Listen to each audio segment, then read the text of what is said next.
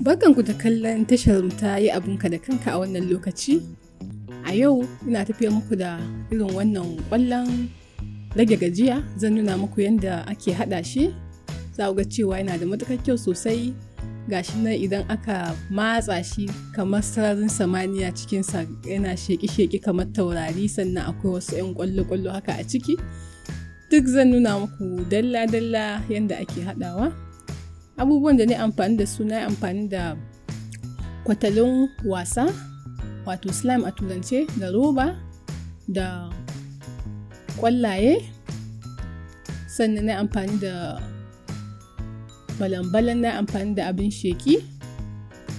To abu na farko shine za mu ɗauki wannan abin sheƙin mu zuba shi a cikin balan-balan ɗin, wadda kamar yadda kuke gani bata da wani kala, in an hura ta kalar ruwa ce. Ɗan kaɗan kawai ake zubawa, ba mai yawa ba. Abu na biyu shine za mu zuba kwatalin wasanmu. To amma kuma saboda irin bakin da yake da shi, sai mun fara zuba shi a cikin wannan roba, tukunna sai mu zuba shi daga roban zuwa cikin balan-balan ɗin. Kamar da kuke gani, shi wannan abu ba shi da wahalan zubawa saboda bin jikinsa yake yi, gaba ɗaya bi yake yi. Da kaɗan ya shiga to gaba ɗaya sauran za su bi kamar dai miyar yauki.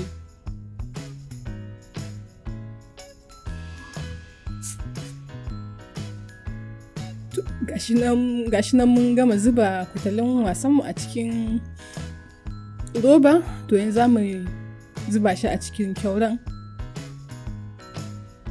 To amma kafin mu zuba sai mun hura balan-balan ɗin mu tukunna, kamar yadda kuke gani, saboda in ba mu hura ta ba to ba zai shiga ba, zai zube. Sannan sai mu faɗaɗa bakin balan-balan ɗin mu ɗora akan bakin roba, tukunna sai mu juye kamar haka.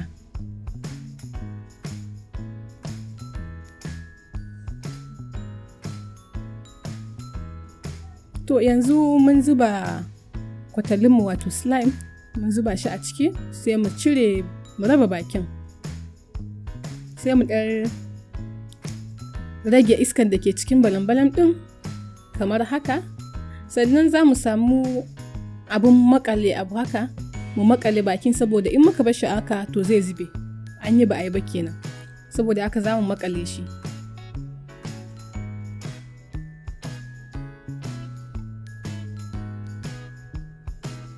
Gashi nan shi dai ba a hura mai iska ba, kuma ba a cire iska gaba ɗaya ba.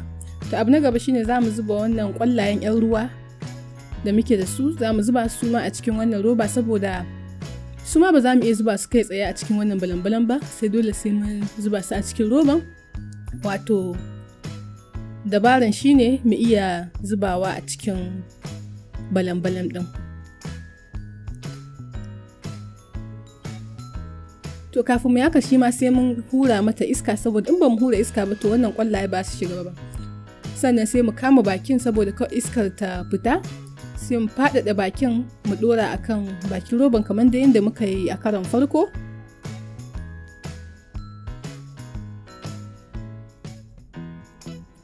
Sannan bayan mun yi haka sai muna matsawa ƙwallayen suna faɗawa ciki, ana matsa suna faɗawa ciki kamar yadda kuke gani.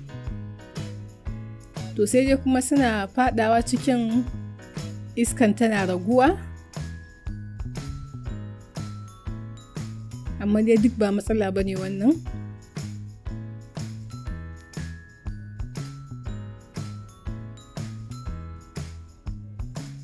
To gashi nan ba mu kammala zuba ƙwallayen ba, kuma iskan ta gama sacewa, saboda haka za mu ɗan ƙara hurawa tukunna sai mu zuba sauran.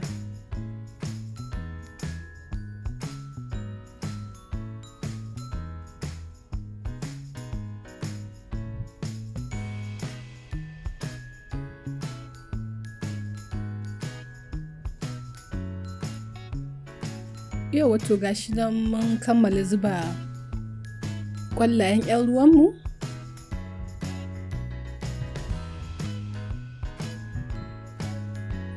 Sannan mun sace balan-balan ɗin. sannan kawai abu na ƙarshe shine sai a a kulle. Bayan an kulle gashi nan kwallonmu na rage gajiya ya haɗu. Shi dai wannan kwallo mammatsa shi ake yi domin a yi wasa ko kuma domin a rage gajiya. Yana da matuƙar amfani idan ana mammatsa shi, yana da fa'ida sosai ga waɗanda suke saurin gajiya kuma wanda suke da matsalar gajiya.